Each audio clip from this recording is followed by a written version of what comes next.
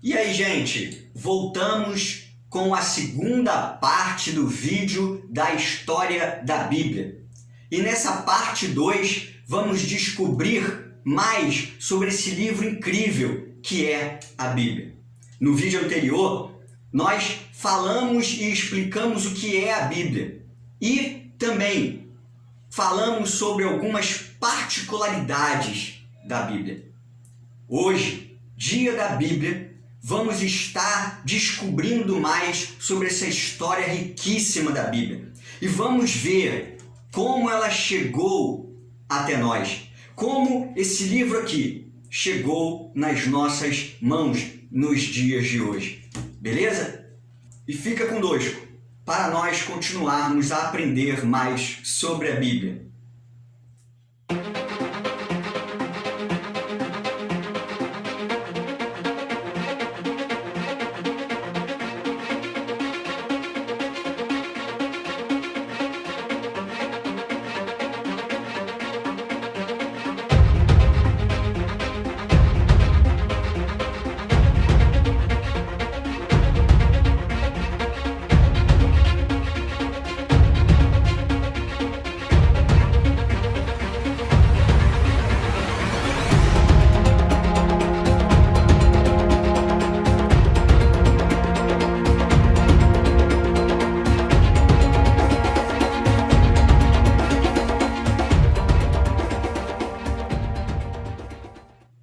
A Bíblia é a coleção de escritos judaicos e cristãos.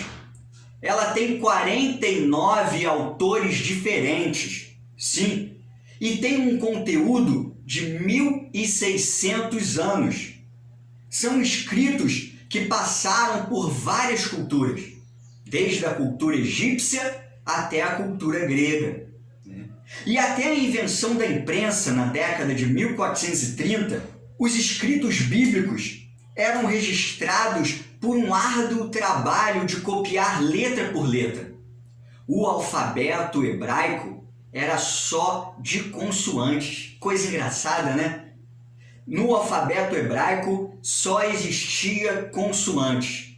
E por não ter a imprensa, né, se copiava letra por letra dos escritos para poder passar para alguém, uma outra pessoa, né? E eram os escribas que faziam isso. Os escribas eram os responsáveis por copiar as escrituras nesse tempo todo, né? E um desses escribas, Esdras, o mesmo da Bíblia, tá? O mesmo da Bíblia. Ele foi o responsável pela reunião de todos os escritos bíblicos já existentes no pós-exílio. Quando os judeus voltaram do cativeiro, Esdras, ao restaurar o templo, ao restaurar a religião judaica, ele também pegou todos os escritos e reuniu todos juntos, né? E foi formado o cânon. O cânon é uma palavrinha e significa régua de medir. É como se fosse algo oficial. É uma regra normativa. Era assim, a partir de agora, a partir de Esdras, oficialmente os escritos judaicos. E nesses escritos tinham 22 livros. 22 livros que eram o cânon hebraico na época de Esdras. Mas, como todos sabem, como todos já ouviram, né, Alexandre o Grande dominou o mundo. E na época da dominação grega, mais precisamente no Império Ptolomaico, foi feita uma tradução nova das Escrituras. Os judeus estavam mais espalhados e aqueles judeus que estavam no Egito precisavam das Escrituras, precisavam de suas Escrituras. E foi feita uma tradução do hebraico para o grego. Inclusive, a gente fala muito sobre isso no vídeo Página em Branco da Bíblia. E essa tradução é chamada de Septuaginta, que é um nome para 70, né? Que significa 70. pois essa tradução foi feita por 72 eruditos lá da região de Alexandria, né, para os judeus da época. Então, aqueles escritos judaicos em hebraico e aramaico foram traduzidos para o grego. E até a igreja primitiva, lá no século I, usava muito a Septuaginta. Era a escritura sagrada que a igreja primitiva usava. Era essa tradução grega, a Septuaginta, né? Porém, né, principalmente por causa da destruição do Templo de Jerusalém no ano 70, os judeus ficaram aversos, ficaram contra definitivamente os cristãos. E assim os judeus abandonaram a Septuaginta. Os judeus não quiseram mais saber da leitura da Septuaginta.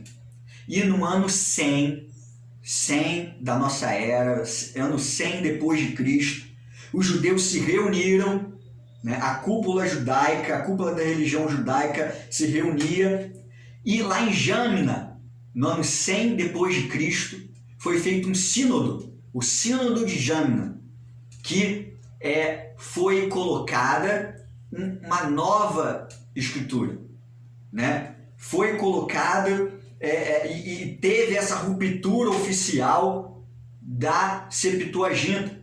E aí os fariseus, a partir daí, né, fizeram uma cópia nova dos escritos sagrados e foi chamado de texto rabínico. Texto rabínico a partir dos anos 100, que era usado pelos judeus. Mas um pouco mais lá para frente, entre o ano 500 e o ano 1000 da nossa era, muitos fariseus se colocaram à disposição da religião judaica para preservar e transmitir os escritos sagrados, os escritos bíblicos, a lei, os profetas e os salmos, né? E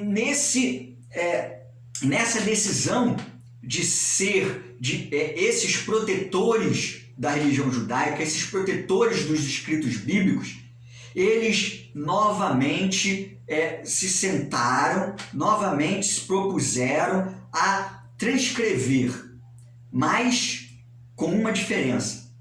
Eles incluíram vogais no alfabeto hebraico. Sim, porque o alfabeto hebraico até aí, né, as palavras hebraicas até esse momento, eram só de consoantes, como a gente já mencionou. E a partir daí, a partir do ano 500 ao ano 1000, os fariseus, denominados massoretas, palavra que vem de massorá no hebraico, que é tradição, né, eles fizeram uma tradução das escrituras sagradas com vogais. E esse texto tão importante foi chamado de texto massorético, feito pelos massoretas. E aí, a partir do ano 1008, precisamente, o texto massorético foi o cânon hebraico conhecido, né? Foi o cânon hebraico conhecido. E é o cânon hebraico conhecido hoje. É o texto massorético, feito pelos massoretas. Bom, mas existia um texto grego, né? E a partir daí, no Novo Testamento, principalmente a partir dos escritos apostólicos, né?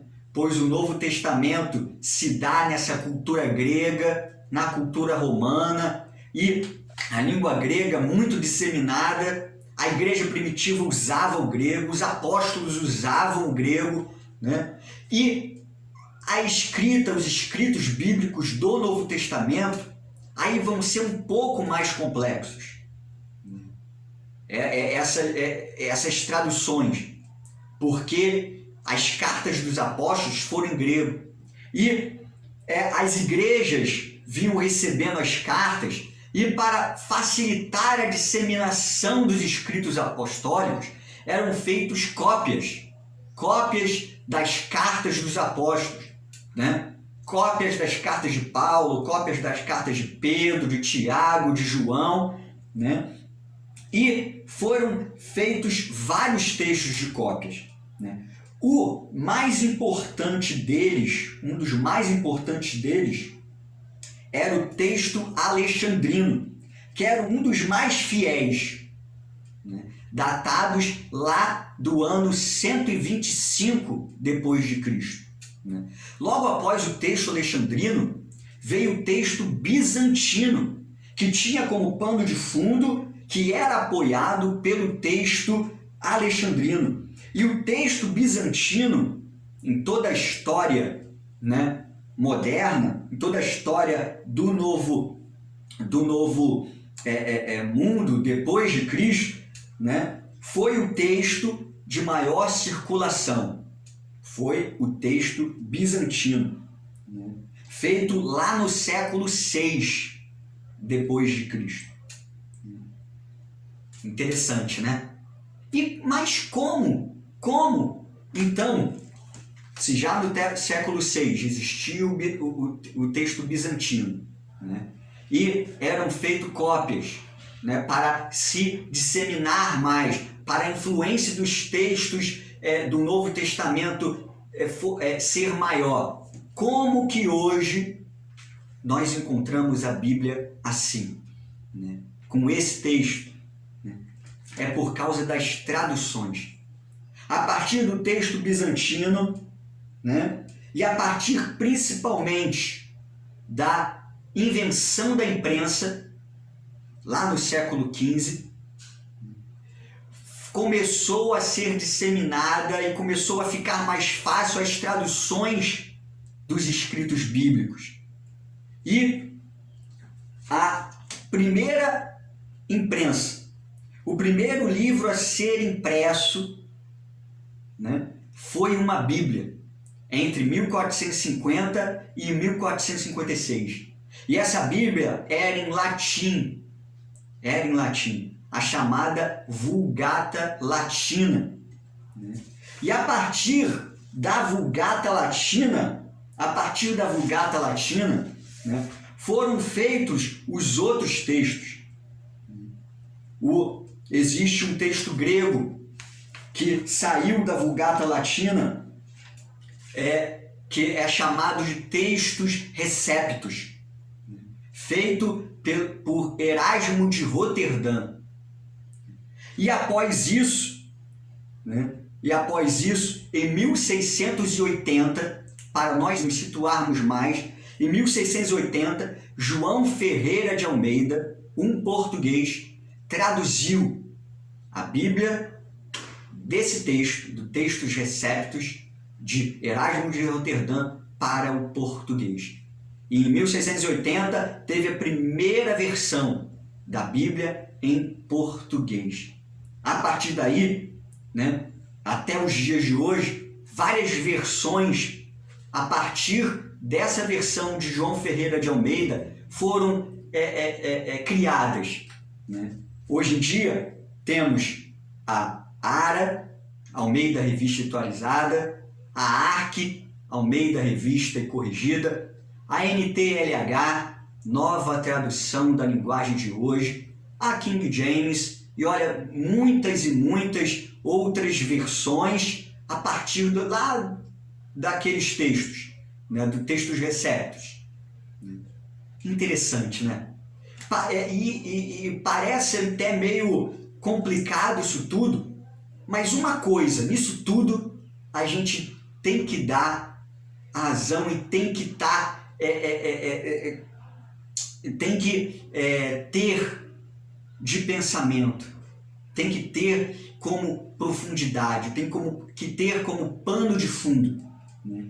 Que mesmo com todas essas mudanças, mesmo com todas essas traduções, Deus, Ele dirigiu. Deus, Ele estava fazendo acontecer tudo isso para que o texto bíblico viesse até as nossas mãos. Há um milagre de Deus nisso tudo. Porque ainda com todas essas mudanças, o texto bíblico continua a falar aos nossos corações. Porque Deus dirigiu toda a história para que a inspiração que os autores bíblicos tiveram, a inspiração que o Espírito Santo deu a eles, chegasse até os dias de hoje, né, nas nossas vidas. E é por isso que nós podemos dizer, com todas as palavras e com toda certeza, que a Bíblia é a palavra de Deus, né? Lá em 2 Timóteo, capítulo 3, versículo 16 e 17, diz o seguinte: toda a Escritura é inspirada por Deus e útil para o ensino, para a repreensão, para a correção, para a educação na justiça, a fim de que o homem de Deus seja perfeito e perfeitamente habilitado para toda boa obra. Que a Bíblia, a palavra de Deus, que hoje nos chegou, possa ser lâmpada para os nossos pés e luz para o nosso caminho. E aí, gente? Gostaram? Então compartilha esse vídeo com os amigos, dá um joinha, dá um gostei, né? Se inscreve aí no canal se você não é inscrito.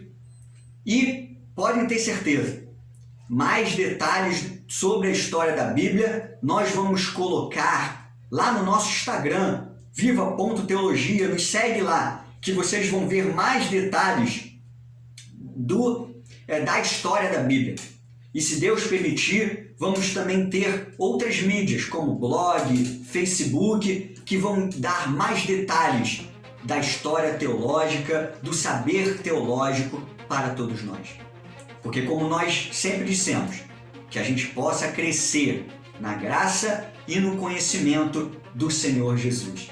Se você também tem mais dúvidas sobre a história da Bíblia, que a gente não falou nesse vídeo, né, pode nos mandar a dúvida. Nós vamos responder com todo prazer. Que Deus nos abençoe. E até mais com o nosso quadro Teologando do nosso canal Viva Teologia. Até! Deus abençoe!